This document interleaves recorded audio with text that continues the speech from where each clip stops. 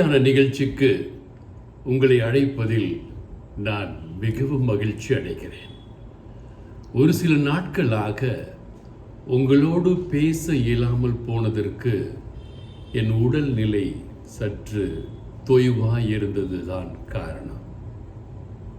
இன்று நாம் தியானிக்க இருக்கின்ற வேதத்தின் தலைப்பு உங்களுடைய உபவாசம், ஆண்டவராகிய இயேசு கிறிஸ்துவினுடைய உபவாசம் என்ற தலைப்பின் கீழே இன்று நாம் தியானிக்க இருக்கிறோம்.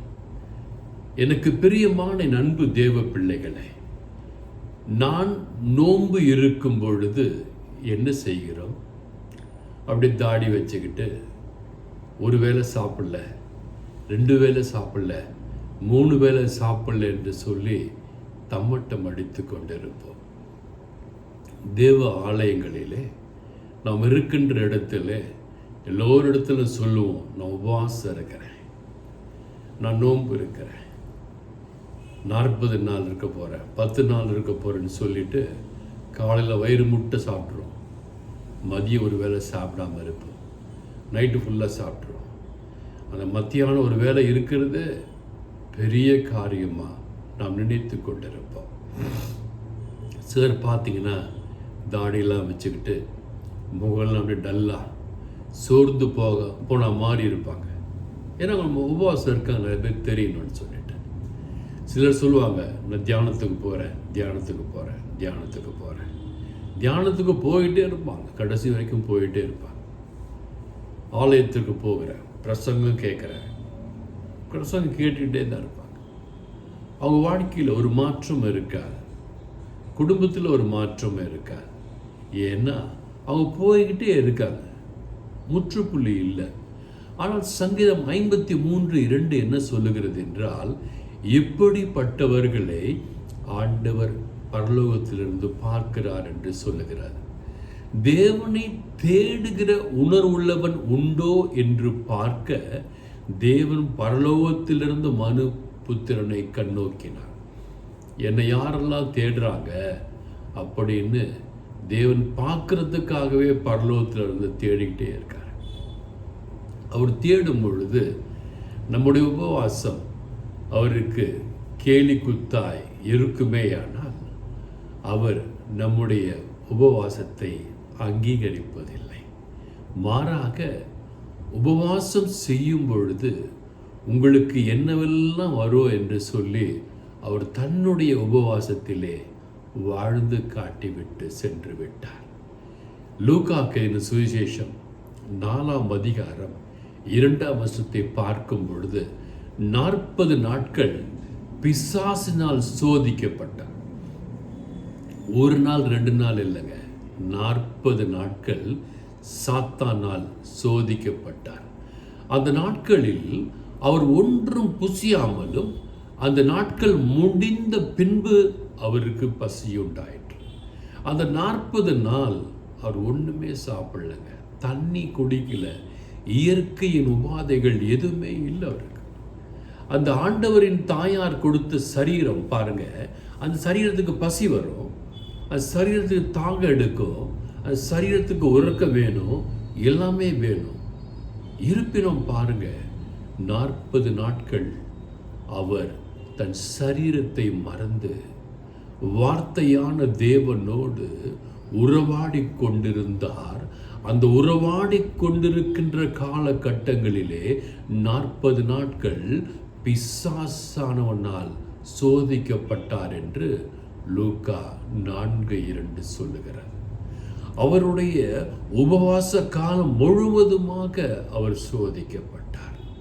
ஒருவேளை நீங்களும் நானும் கூட உபவாசத்தின் பொழுதோ, உங்கள் வாழ்க்கையிலோ என் வாழ்க்கையிலோ நான் சோதிக்கப்படும் பொழுது, நாம சோதிக்கப்படும் பொழுது சோர்ந்து போகக்கூடாது. நீங்களும் நானும் இனி என்ன சொல்லணும்னா, என் இயேசு சோதிக்கப்பட்டார், என் இயேசு ஜெயித்து காண்பித்தார், நானும் ஜெயிப்பேன் என்கின்ற நம்பிக்கை நமக்கு இருக்க வேண்டும். அதே லூக்கா 4:3 பார்த்தீங்கன்னா, இயேசு பசியாக இருக்கிறார், அவர் தன்னுடைய உபவாசத்தை முடித்து விட்டார். உபவாசம் இருக்கும் வரை அவருக்கு பசினான்னு தெரியல. 40 நாள் காய்ந்து போன அந்த சரீரம் இப்போ பசிக்கும் அல்லவா என்று சொல்லி சாத்தான் என்ன பண்ணுறான், அந்த 40 நாள் முடிந்த 41வது நாள் பிசாசு தேவகுமாரனே ஆனால் இந்த கல் அப்பமாகபடி சொல்லும் என்று சொல்கிறான். ஸோ மனித இயல்பு பசிக்கும் என்று சாத்தானுக்கு தெரிகிறது. அந்த சாத்தான் தேவனை பார்த்து கேட்கின்றான், நீர் தேவனே ஆனால் இந்த கற்களை எல்லாம் அப்பமாகும், அப்பமாக சொல்லும் என்று சொல்லுகிறான். அவனுக்கு தெரியுது இந்த சரீரம் பசி எடுக்கும், பசி எடுத்தா ஆண்டவருடைய வார்த்தை மீறுன்னு சொல்லி. மாறா இயேசு என்ன சொன்னார்னா, தேவனுடைய ஒவ்வொரு வார்த்தையினாலும் பிழைப்பான் என்று எழுதியிருக்கிறது என்று லூக்கா 4:4 சொன்னார். ஒருவேளை உங்கள் சரீரம் என் சரீரம் உடற்பசியினால், ஆன்மீக பசியினால், நம்முடைய இச்சையினால் நாட்டம் கொண்டிருக்கும் பொழுது நீங்களும் நானும் சொல்ல வேண்டிய வார்த்தை, ஆண்டவருடைய வார்த்தை இருக்கிறது, மகிமையான வார்த்தை, உன்னதமான வார்த்தை. அந்த வார்த்தைக்கு முன்பாக இந்த காம பசி, இந்த உடலின் இச்சைகள், இந்த கண்ணின் இச்சைகள், இந்த காதின் இச்சைகள், இந்த உதட்டின் இச்சைகளை எல்லாம் நான் உதறி தள்ளுவேன் ஆண்டவருடைய வார்த்தையினால் என்று சொல்லி அந்த வார்த்தைக்கு நீங்கள் முக்கியத்துவம் கொடுக்க வேண்டும் என்று தேவன் உணர்த்துகிறார்.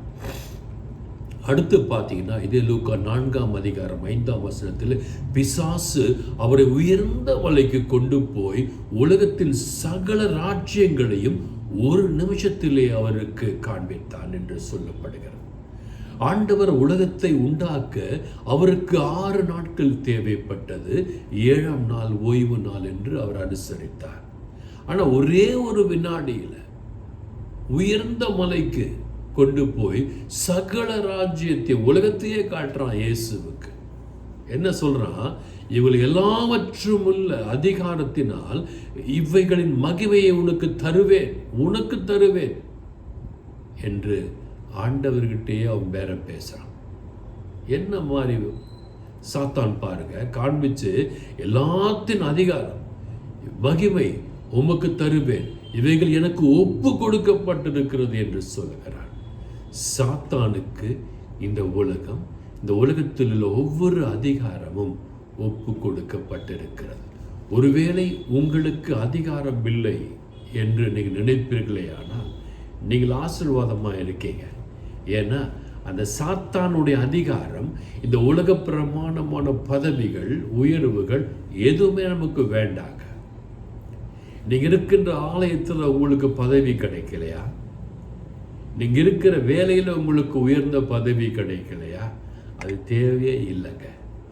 ஆண்டவராகிய தேவன் கொடுக்கிற பதவி இருக்குது இல்லையா, அதுதாங்க முக்கியம். அப்போ ஆண்டவர் என்ன சொல்றார், லூக்கா 4:7 நீ என்ன சொல்றாரு, நீ என்னை பணிந்து கொண்டால் இவை எல்லாம் உனக்கு தருவேன் என்று சொன்னான். 8ஆம் வசனம் சொல்றார், பின்னாலே போய் சாத்தானே, உன் தேவனாகிய கர்த்தரை பணிந்து கொண்டு அவர் ஒருவருக்கு ஆராதனை செய்வாயாக என்று எழுதியிருக்கிறதை என்று ஆண்டவர் தெளிவாக சொல்லுகிறார். அதுக்கு அப்புறம் அப்படியே படிச்சுக்கிட்டே போனீங்கன்னா தேவாலயத்தின் உச்சிக்கு கொண்டு போகிறான். எது கீழே குதிங்க, உங்களுடைய ஆண்டவருடைய தூதர்கள் உங்க தாங்கிக் கொள்வாங்க, எல்லாம் சொல்லிக்கிட்டே இருக்கான். ஓட அப்படின்னு ஆண்டவர் சொல்லி விரட்டி விடுறார். அது வரைக்கும் அவர் சாப்பிடவே இல்லை. பசி ஒரு பக்கம் இருக்குது, சாத்தானின் தொந்தரவு 40 நாள் பத்தாதுன்னு திரும்பி வந்துகிட்டே இருக்கிறான். கடைசி என்ன பண்ணார் தெரியுமா, அதே லூக்கா 4:13 பிசாசானவன் சோதனை எல்லாம் முடித்த பின்பு சில காலம் அவரை விட்டு போய்விட்டான்.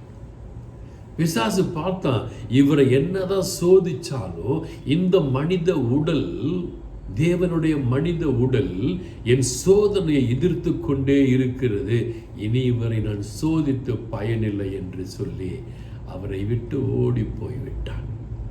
நீங்களும் நானும் கூட இந்த இயேசு எவ்வாறு சோதனைகளை மேற்கொண்டாரோ, இந்த இயேசு எவ்வாறு சோதனைகளை சாதனையாக தன் உபவாச காலத்தில் மேற்கொண்டாரோ, அவ்வாறு நீங்களும் நானும் மேற்கொள்ள வேண்டும் என்று விரும்புகிறார்.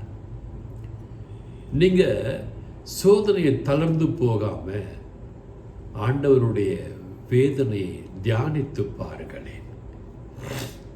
உங்கள் கஷ்டங்களை விட்டு விலகி ஓடாமல், இந்த கஷ்டம் எனக்கு கொஞ்ச காலம்தான் இருக்கும், நான் நிச்சயமாக எவ்வாறு ஆண்டவரை விட்டு அந்த சாத்தான் ஓடி போனானோ அதே போன்று என்னையும் விட்டு சாத்தான் ஓடி போவான் என்ற இயேசுவின் வார்த்தையை நம்பி தியானித்து வாழ்ந்து பாருங்களேன், ஆசீர்வாதமாக இருப்பீங்க. உங்கள் உபவாசத்தில் நல்ல பவுடர்லாம் போட்டுக்கிட்டு, நல்ல சென்டெல்லாம் போட்டுக்கிட்டு, நல்ல ஷர்ட்டெல்லாம் அயர்ன் பண்ணிக்கிட்டு சந்தோஷமாக இருந்து பாருங்கள். எப்படி இருக்கும்? தேவன் மகிமை அடைவார். என் மகன் என்னை நோக்கி கூப்பிடுகிறான் என்று சங்கீதம் 53:2 தேடிக்கொண்டிருந்த தேவன் உங்களை வந்து ஆசீர்வதிப்பார். நீங்களும் இயேசுவின் உபவாசத்தை நான் சொன்ன ஒவ்வொரு வசனங்களையும் தியானித்து தான் பாருங்களேன். இன்று கூட நான் ஒரு சிஎஸ்ஐ ஃபங்க்ஷனுக்கு போயிருந்தேங்க. அந்த பாஸ்டர் வர வரைக்கும் ஒரு கத்தோலிக்க சகோதரர் தாமஸ் என்கிறவர் என்னோடு தேவ வார்த்தைகளை பற்றிய வினா எழுப்பிக்கொண்டே இருந்தார். அவரோடு நான் பேசிக்கொண்டே இருந்தேன். நிறைய பேர் நினச்சிருப்பாங்க, சொந்தக்காரங்கள்லாம், என்னடா இவர் பாட்டு பேசிக்கிட்டே இருக்கார், என்னதான் அப்படி பேசுவாங்கன்னு. அவங்க தங்கச்சி கேட்டாங்க, அண்ணே நீங்கள் என்ன பேசிக்கிட்டே இருந்தீங்க எங்கள் அண்ணனோடு அப்படின்னு. நான் சொன்னேன், நேரம் கிடைக்கும் பொழுதெல்லாம் உங்கள் அண்ணன் என்னோடு ஆண்டவருடைய வார்த்தையை கேட்டுக்கொண்டே இருப்பார். நான் படித்த ஆண்டவரின் வார்த்தையை அவரோடு பகிர்ந்து கொண்டே இருப்பேன். அதுதான் எனக்கு பிரியமாக இருக்கிறது என்று சொல்வேன். அவர் மிகுந்த சந்தேகங்களை கேட்பார், சந்தோஷமாய் கேட்பார். நான் முடிந்தவரை தெரிந்தவரை சொல்லுவேன், பிரதர் எனக்கு வாட்ஸ்அப்பில் எல்லாம் கேள்வி அனுப்பிச்சிருங்க, நான் வேதத்தை படித்து உங்களுக்கு பதில் உரைப்பேன் என்று சொல்லி அவருக்கு பதில் கொடுத்து கொண்டே இருக்கிறேன். இதை ஏன் உங்களுக்கு சொல்லுகிறேன் என்றால், ஆண்டவருடைய வார்த்தையை நீங்கள் அறிவித்து பாருங்கள், உங்கள் வாழ்க்கையில் வசந்தமாக இருக்கும். ஆண்டவரின் வார்த்தையை நீங்கள் சொல்லிடே பாருங்கள், நீங்கள் ரொம்ப நல்லா இருப்பீங்க. எத்தனை துன்பங்கள் வந்தாலும், எவ்வளவு தான் கீழே விழுந்தாலும், சாத்தான் உங்களை எவ்வளவு தான் அடித்தாலும் எழுந்து நிற்பீங்க. ஏன்னா யாக்கோபு 4:7 அவ்வாறு சொல்கிறது, submit yourself to the Lord and resist the devil will run away. ஆண்டவருக்கு பணிந்து ஆராதனை செய்து சாத்தானை எதிர்த்து நில்லுங்கள், அவன் ஓடி போவான். இயேசு சாத்தானை எதிர்த்து நின்றார். 3 தடவை கல்ல அப்பமா மாத்துங்க, முடியாது போட, சொத்தை எல்லாம் உங்களுக்கு தர, உலகத்தின் சர்வ அதிகாரத்தையும் தருகிறேன், போடா, எல்லா அதிகாரம் என்கிட்ட இருக்கு, மலை மேலேருந்து கீழே குதிங்க, போடா, கடவுளையே நீ சோதிக்கிறையா என்று சொல்லி விரட்டி விட்டார். அப்படியே சில காலம் இயேசுவோட இருந்து தொந்தரவு செய்து கொண்டே இருந்தார். இந்த லூக்கா 4:13 சொல்லப்பட்டது போல அவனே ஓடி போயிட்டான். அதே போல் ஆண்டவர் உங்களை அனுமதித்திருக்கலாம் சாத்தான் உங்களை சோதிக்க. உங்கள் கணவர் மூலமாக உங்களுக்கு பிரச்சனை வரலாம், கணவருக்கு மனைவி மூலமாக பிரச்சனை வரலாம், மருமகளுக்கு மாமனார் மூலமாக, மாமனார் மாமியாருக்கு மருமகள் மூலமாக, வேலை செய்கின்ற இடத்தில் உங்களுக்கு பிரச்சனை வரலாம், நீங்கள் இருக்கிற வீட்டை காலி பண்ண சொல்லி உங்களுக்கு பிரச்சனை வரலாம். என்ன வேணால் வரட்டங்க, எதிர்த்து நில்லுங்க, சாத்தானை எதிர்த்து நில்லுங்க. வீட்டுக்காரையோ உங்கள் பாஸையோ உங்கள் ஆஃபீஸஸையோ அல்ல, சாத்தானுடைய கிரிகளை எதிர்த்து நில்லுங்க. தினந்தோறும் ஆண்டவரோடு உரையாடி பாருங்கள், ஆண்டவரோடு ஜெபித்து பாருங்கள். 40 நாட்கள் ஆண்டவர் ஒன்றுமே உண்ணாமல் இருந்தார். நீங்கள் 40 நாட்கள் ஆண்டவருடைய வார்த்தையை தினந்தோறும் படித்து தியானித்து பாருங்கள், ஆசீர்வாதமாக இருப்பீங்க. உங்கள் பிள்ளைகள் ஆசீர்வாதமாக இருப்பாங்க, உங்கள் பேர பிள்ளைகள் ஆசீர்வாதமாக இருப்பாங்க. God bless you all, remain blessed. இதை பார்த்துட்டு தயவுசெய்து மற்றவங்களுக்கு ஷேர் பண்ணுங்கள், அவங்களுக்கும் உபவாசம் என்னன்னு தெரியட்டும். God bless you all.